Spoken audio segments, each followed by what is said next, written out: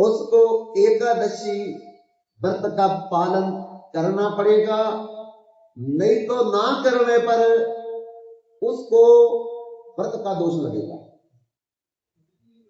क्योंकि इस व्रत में यही परहेज है कि अन्न नहीं खाना है, क्योंकि अन्न में इस दिन भगवान ने जितने भी प्रकार के पाप है, जितने भी प्रकार के अपराध है, जितने भी प्रकार के अनाचार, बेविचार, दुराचार, भ्रष्टाचार है, सबको अन्न में रहने का आदेश किया। क्यों? क्योंकि जब भगवान ने एकादशी को प्रकट किया सत्य युग में, तो एकादशी अब पृथ्वी पर आकर के भ्रमण करने लगी, लेकिन बाकी के दिनों में तो उस देवी का कोई प्रभाव नहीं रहता। पर जिस दिन एकादशी तिथि आती थी, एकादशी देवी के शरीर से ऐसा प्रकाश निकलने लगा, ये जितने भी प्रकार के पाप अपराध थे, इनके शरीर जलने लगे, और इतने शरीर जलने लगे कि हर प्रकार से इलाज करने पर भी इनकी जलन खत्म ना हो। तब मिलकर के भगवान की शरण में गए और जाकर के निवेदन करने लगे कि प्रभु, जब आपने सृष्टि की रचना की तो सभी प्राणियों को आपने रच डाला, तो हमें भी आपने रचा, फिर हमारे से इतना भेदभाव क्यों हो रहा है? भगवान ने पूछा, कैसा भेदभाव हो रहा है आपके साथ? कहा कि एकादशी के दिन एकादशी देवी के प्रभाव से हमारे शरीर जलने लगते, हर प्रकार से इलाज करने पर भी जलन खत्म नहीं होती, तो हम क्या करें, कहां जाएं? भगवान ने कहा, कहां कहां गए आप? जल में गए, नीचे पृथ्वी के अंदर चले गए, आकाश में चले गए, लेकिन कोई राहत नहीं मिली। तो भगवान ने कहा कि मेरी बात मान करके एकादशी तिथि को आप अन्न में जाकर के बैठ जाया करें,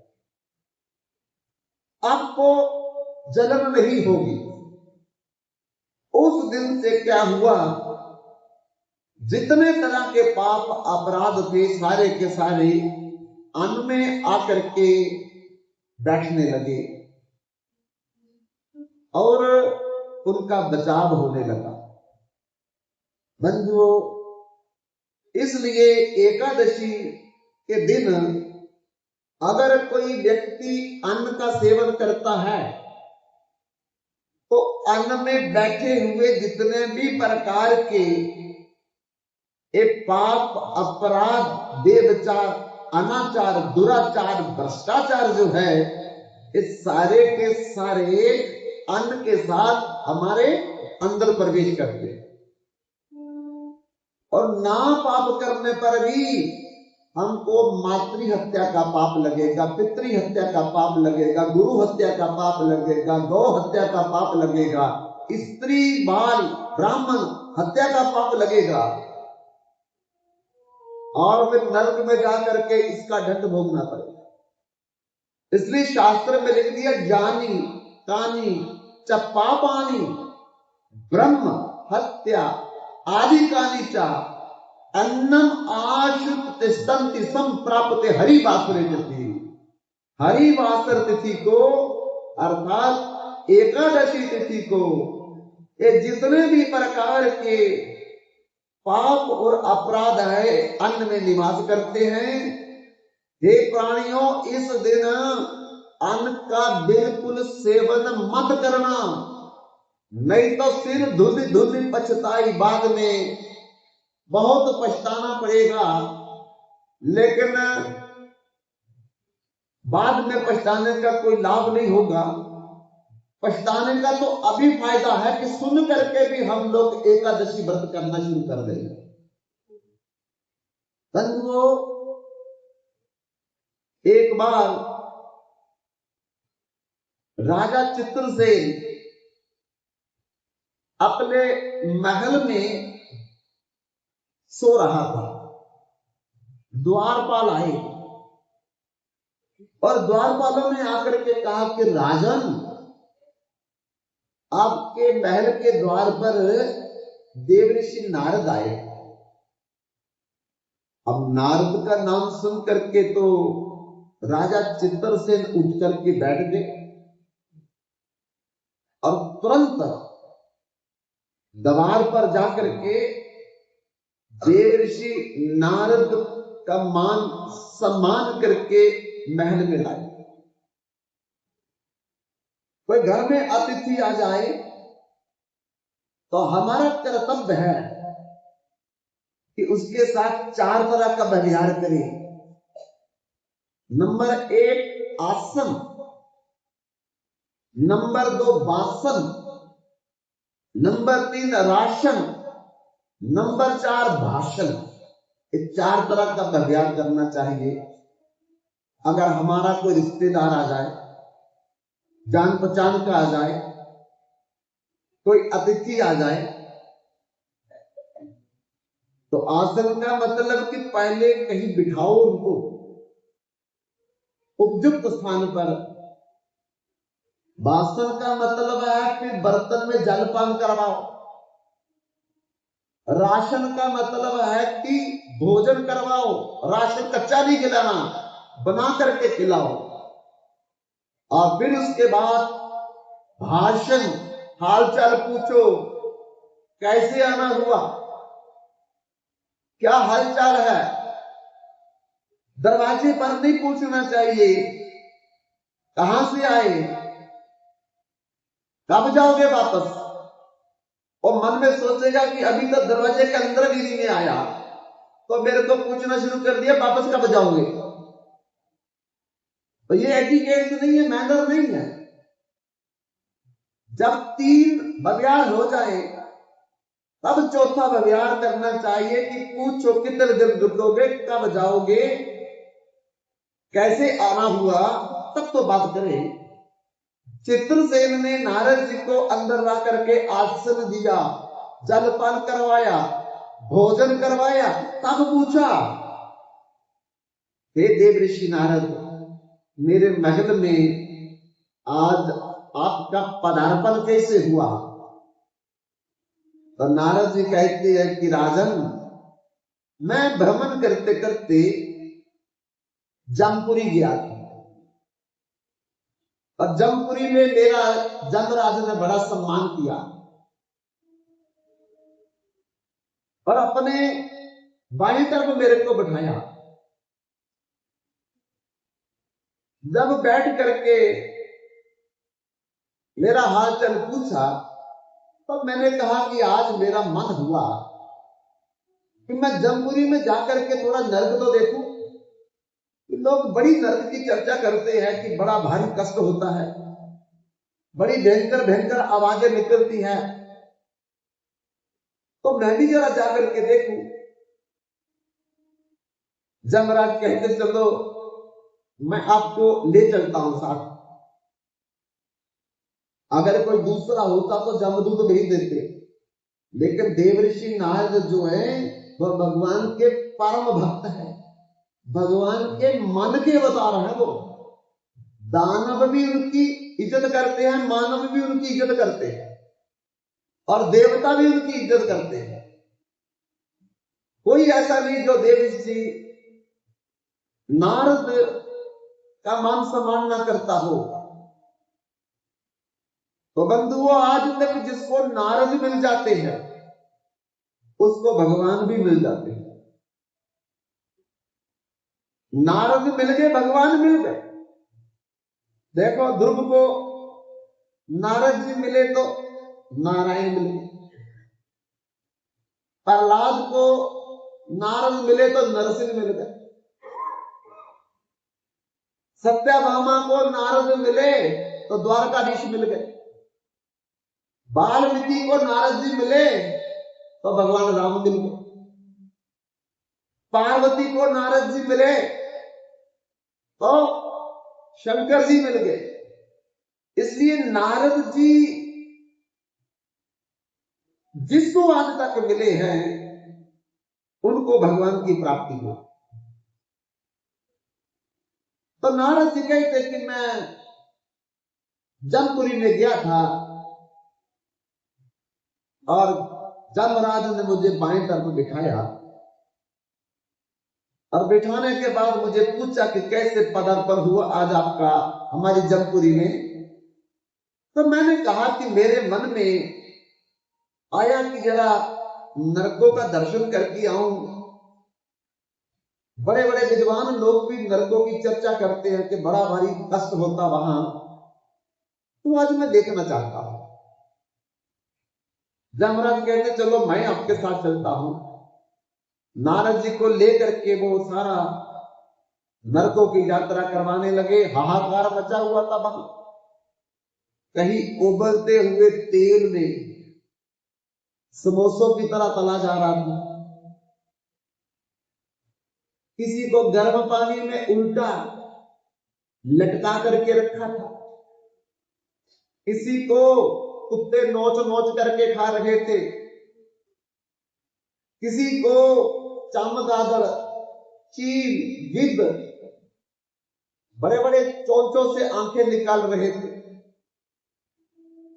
किसी को सर्पों के कुएं में डाल रखा था, किसी को बड़े बड़े भयंकर सर्पों के आगे डाला हुआ था, चिल्ला रहे थे, किसी को आरों के साथ काटा जा रहा था। इसी प्रकार से नारद जी देखते देखते जब आखिरी में बाहर निकलने लगे तो कहा राजन तुम्हारे पिताजी ने मुझे देख लिया नरक में बैठे, और वह दौड़ करके मेरे पास चले आए और आकर के कहने लगे कि देव ऋषि नारद मैं आपके चरणों में निवेदन करने आया हूं। मैं तुम्हारे पिता से पूछा अरे तुम तो बड़े बड़े यज्ञ करते थे, बड़े बड़े अनुष्ठान करते थे, बड़े बड़े व्रत करते थे, तुम नरक में कैसे?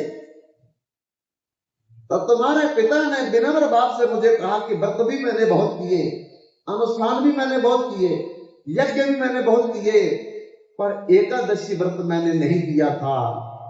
उसकी अवहेलना के कारण मुझे बहुत समय से नरकों में रहना पड़ रहा है।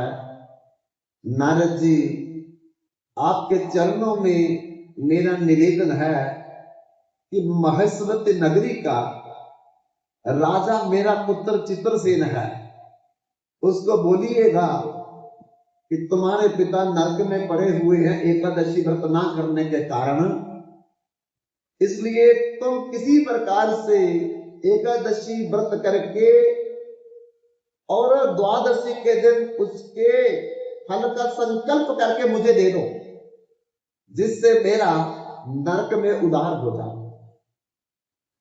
बंधुओं नारद जी से सुन करके चित्रसेन ने आने वाली एकादशी का व्रत किया और व्रत करने के बाद दूसरे दिन द्वादशी को जब व्रत खोलना था उससे पहले ही संकल्प किया, अपना नाम लेकर के, अपने पिता का नाम लेकर के, अपने जगह का नाम लेकर के, अपना गोत्र बोल करके कि जो आज मैंने ये व्रत किया है इसका फल संकल्प करके मैं अपने पिता को दे रहा हूं। बंधुओं जैसे राजा चित्रसेन ने संकल्प करके एकादशी व्रत का फल जो है अपने पिता को दे दिया, उसी समय उस नरक में वैकुंठ लोक से विमान आया और विमान पार्षद बैठे थे और कहा कि तुम्हारा नरक का वास समाप्त हो गया, इस विमान पर बैठो और ना तद भाष्यते सूर्यो न शशंको न पाप का यत गत्वा ना निवर्तन्ते तद धाम परममम। भगवान के उस धाम में चलो जहां हमेशा 16 वर्ष की उम्र रहती है, दिव्य शरीर मिलता है, हर सुख आनंद शांति की अनुभूति होती है, जन्म मरण खत्म हो जाता है, आदि व्याधि बुढ़ापा खत्म हो जाता है, शोक मोह भय का नाश हो जाता है, आदि भौतिक आदि जागतिक आध्यात्मिक ताप खत्म हो जाता है।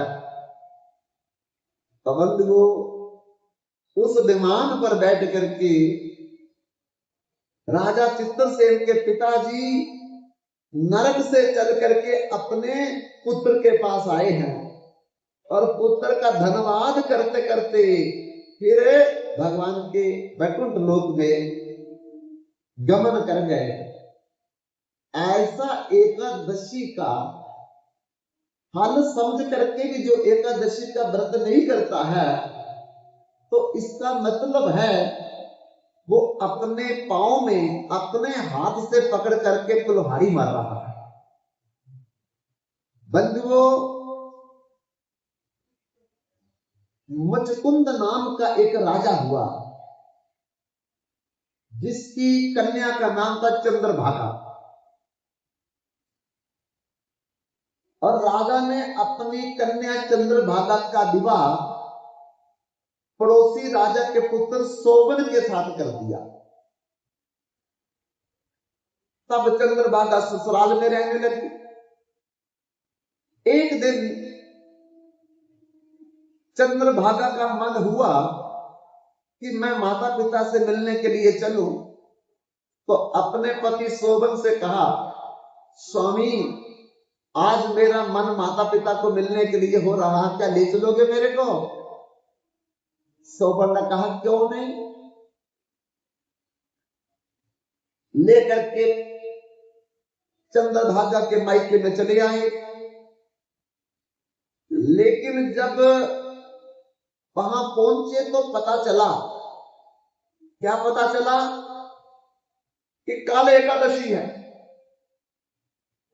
और एकादशी के एक दिन पहले राजा मुचकुंद क्या करता था, अनाउंसमेंट करवा देता था, डिलोरी फिरवा देता था, सुनो सुनो सुनो, कल एकादशी है, 8 साल से ऊपर 80 साल से नीचे हर को व्रत करना पड़ेगा, और जो व्रत नहीं करेगा उसको मृत्यु दंड दिया जाएगा।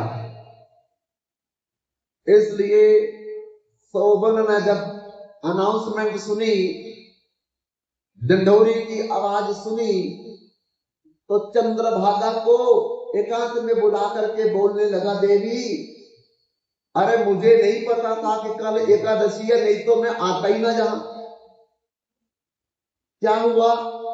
अरे तुम्हारे पिताजी तो बोल रहे हैं 8 साल से ऊपर 80 साल से नीचे सबको व्रत करना पड़ेगा, ना करने वाले को मृत्यु दंड दिया जाएगा।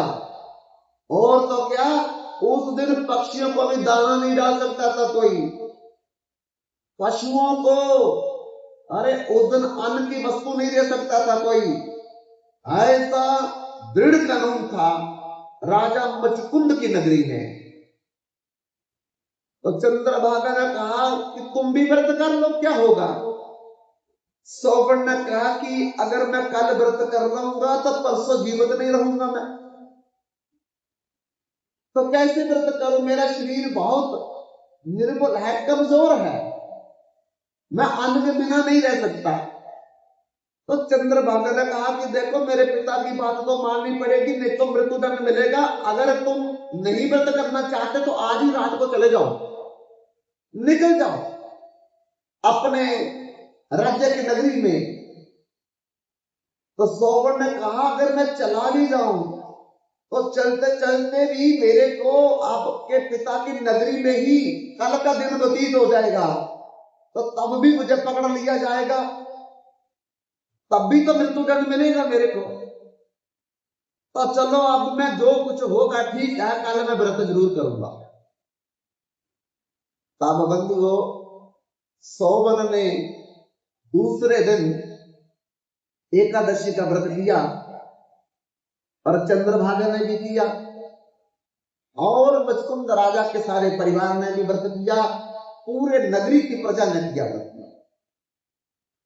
लेकिन सोबन का दिन तो निकल गया, अब रात बड़ी भयंकर हो गई उसके लिए।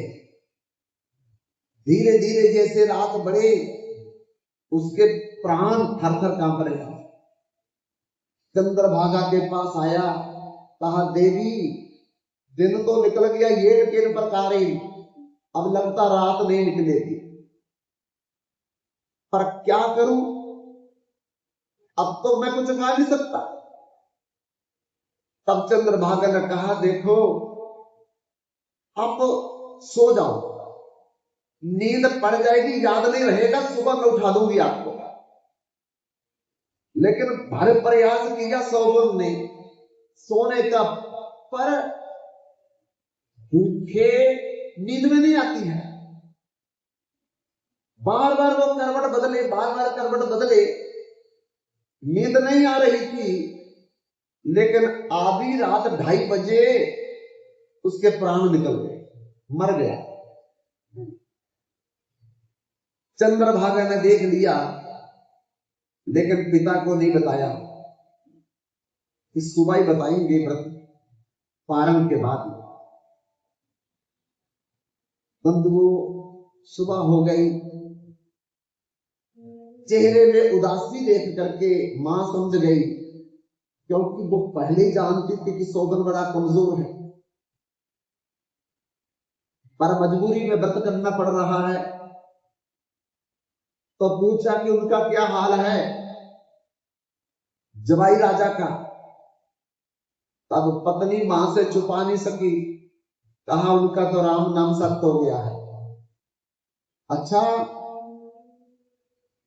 तो उन्होंने मुचकुंद राजा को बोल दिया कि स्वामी हमारे जमाता का राम नाम सत्य हो गया रात को। कहा चलो अब क्या कर सकते हैं। तो बंधुओं दाह संस्कार किया गया विधि पूर्वक, और राजा मुचकुंद ने अपनी पुत्री को फिर ससुराल में नहीं भेजा, अपने घर में रख लिया। जब जवाई चला गया तो तुम क्या करोगी बाहर आकर के, अपने पास पुत्री को रख लिया। पर चंद्रभागा बड़ी दुखी रहती थी अपने पति के वियोग में, बहुत महीने चले गए। एक दिन क्या हुआ, राजा मुचकुंद का पुरोहित आचार्य ब्राह्मण कुलगुरु तीर्थ यात्रा के लिए निकला, और तीर्थ करते करते मुचकुंद राजा का पुरोहित जो है मंदराचल पर्वत के क्षेत्र में चला गया। जब उस क्षेत्र में गया तो एक बहुत सुंदर नगरी को देखा।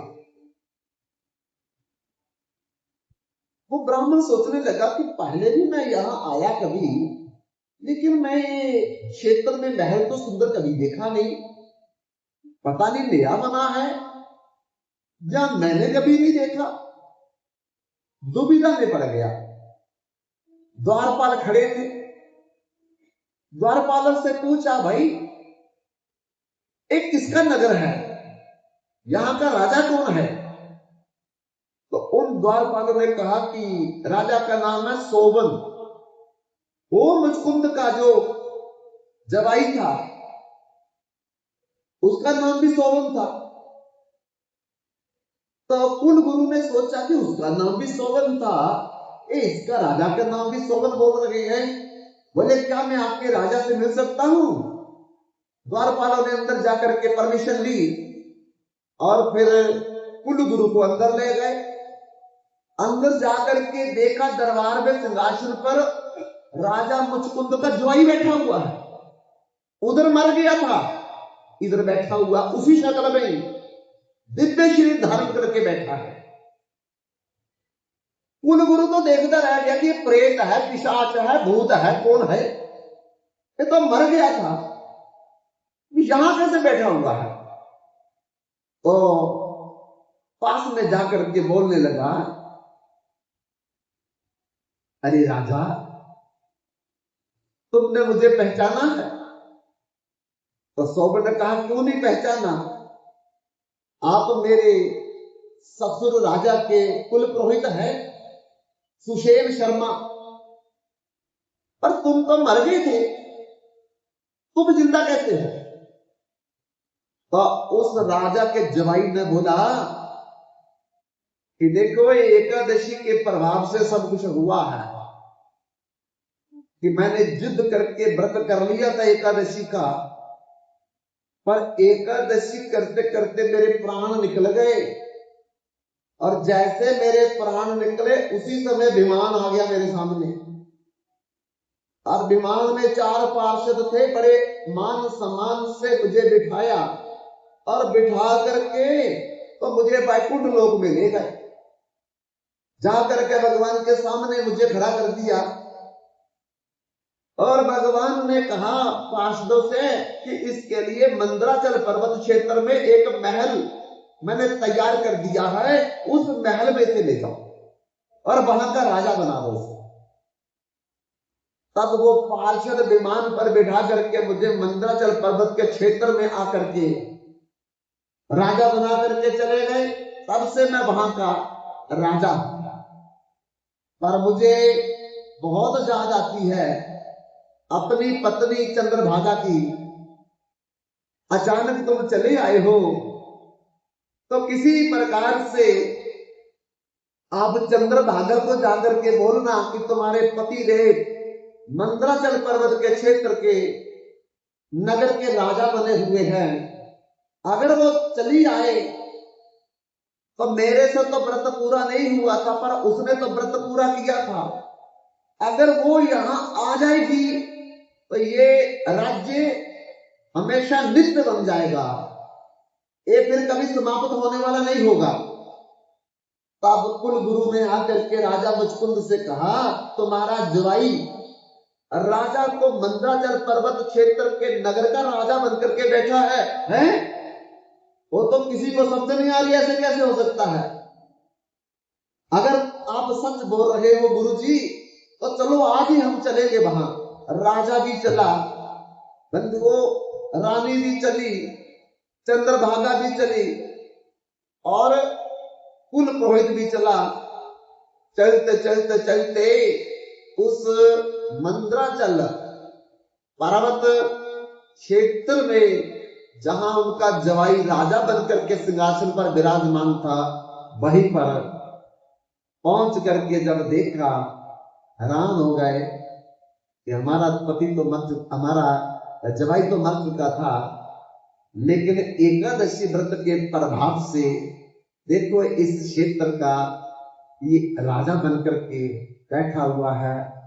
तब बंधुओं बड़े मान और सम्मान के साथ चंद्रभागा को सौंप दिया और राजा और रानी अपने कुलगुरु के साथ अपने राज्य में फिर आकर के वापस चले आए।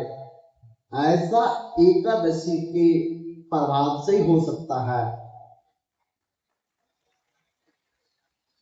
बंधुओं एक समय स्वर्ग में नंदन वन है, जहां बड़े बड़े इंद्र के द्वारा नाच गान के आयोजन होते हैं और 1 करोड़ अप्सराएं और 1 करोड़ गंधर्वों का नाच गान का आयोजन किया गया वहां।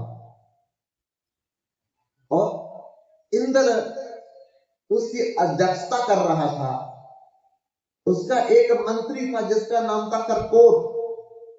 वो सारी देख रेख कर रहा था उस आयोजन की। जब आयोजन शुरू हुआ तो नाच और गान दोनों शुरू हुए, और उसी आयोजन में एक गंधर्व था जिसका नाम था ललित। उसकी पत्नी का नाम था ललिता। जब भी कोई आयोजन होता था तो पति पत्नी दोनों आते थे नाच गान करने के लिए, पर आज पत्नी की कोई तबीयत ठीक नहीं थी, लेकिन ललित को अकेले आना पड़ा। तो नाच गान जब शुरू हो गया और करकोट नाम का मंत्री जो है वो देख रेख कर रहा था। देखते देखते देखते देखते क्या हुआ, बाकी तो सब नाच गान ठीक कर रहे थे, लेकिन ललित जो है उसके पांव का ताल भंग हो रहा था, जिससे बाकियों का भी रस बिगड़ रहा था। तब मंत्री करकोट ने आकर के इंद्र से कहा कि राजन, बाकी तो सब ठीक चल रहा है, लेकिन ललित नाम का गंधर्व जो है वो अपने पांव ठीक से नहीं डाल पा रहा, पता नहीं क्या कारण है। तब इंद्र ने बुलाया उसे अपने पास और बुला करके पूछा, क्या बात है, तुम्हारी शिकायत आ रही है? कहा, हजूर, मेरी पत्नी बीमार है और बार बार मेरा मन उसकी तरफ जा रहा है कि उसकी हालत कैसे होगी, इसलिए बार बार मेरा ध्यान उधर जाने के कारण मेरा ताल भंग हो रहा है। इंद्र ने कहा, मूर्ख, मैंने इतना बड़ा आयोजन किया है और तू इस आयोजन में नाचने की बजाय, गाने की बजाय अपनी पत्नी के बारे में सोच रहा है। जा तू राक्षस हो जा। बंधुओं, उसी समय देखते देखते वो ललित गंधर्व राक्षस हो गया, विकराल रूप बन गया उसका, और अब तो सब उससे डरने लगे। स्वर्ग में धक्के देकर के उसको पृथ्वी पर गिरा दिया। जब उसकी पत्नी ललिता को पता चला तो बड़ी दुखी हुई और दुखद अवस्था में इस पृथ्वी पर खोज करते करते करते उसका पीछा करने लगी। बंधुओं, जब अपने पति को इस रूप में देखा तो बड़ा मन दुखी हुआ ललिता का, लेकिन कुछ कर नहीं सकती थी। पर जहां जहां पति राक्षस के शरीर में जाए उसी के पीछे पीछे वो भी चलती रहती थी, छिप छिप करके। कई हजार वर्ष बीत गए। तब एक दिन क्या हुआ कि चलते चलते रास्ते में शृंगी ऋषि से टकरा हुआ ललिता का, और वो चरणों में जाकर के गिरी और गिर करके रोने लगी। शृंगी ऋषि ने पूछा, क्या बात है, तुम रो रही हो? कहा कि मैं अप्सरा हूं स्वर्ग की और मेरे पति गंधर्व है। इंद्र के अभिशाप के कारण वो विकराल राक्षस बन गए हैं। अब मेरा मन बहुत दुखी है और मैं उनको छिप छिप करके पीछा करती हूं, कुछ कर नहीं पाती। आप त्रिकालदर्शी है, कोई ऐसा रास्ता बताओ जिससे मेरे पति का राक्षस शरीर बदल जाए और पुनः गंधर्व का शरीर मिल जाए।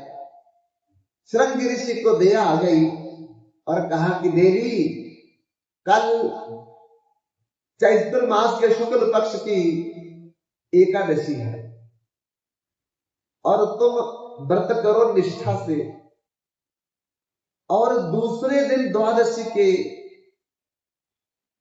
शुरुआत होने से पहले व्रत का संकल्प करके उसका फल अपने पति जो राक्षस बन गया उसको दे दो,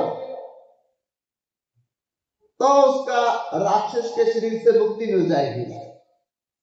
बंधुओं, ललिता ने शृंगी ऋषि के आदेशा अनुसार उन्हीं की कुटिया में बैठ करके चैत्र मास के शुक्ल पक्ष की एकादशी का व्रत किया। दूसरे दिन उस व्रत का संकल्प करके उसका फल ऋषि के द्वारा अपने पति ललित को दे दिया। जैसे संकल्प पूरा हुआ, देखते देखते ही वो ललित का शरीर गंधर्व में बदल गया।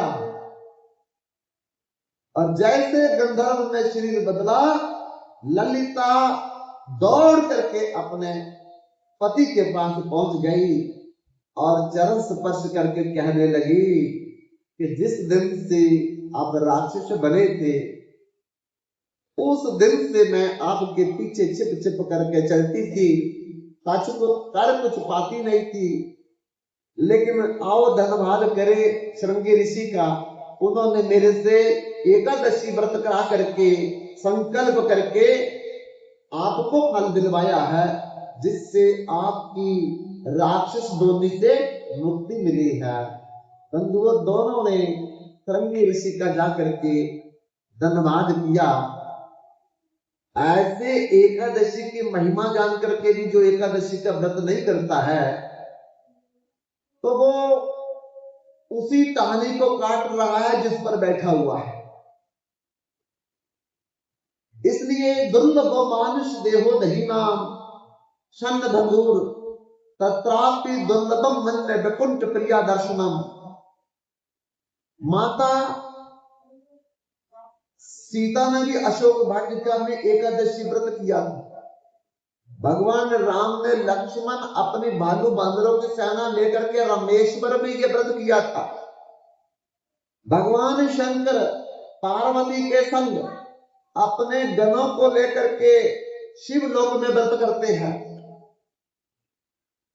लेकिन हम मनुष्य बनकर के इस व्रत का पालन नहीं करेंगे तो हमारा जन्म जो है ये बेकार हो जाएगा और फिर बाद में हमको बड़ा भारी प्रायश्चित करना पड़ेगा, पश्चाताप करने पड़ेगा। 84 लाख जन्मों में कभी जानवर, कभी पक्षी, कभी कीड़ा,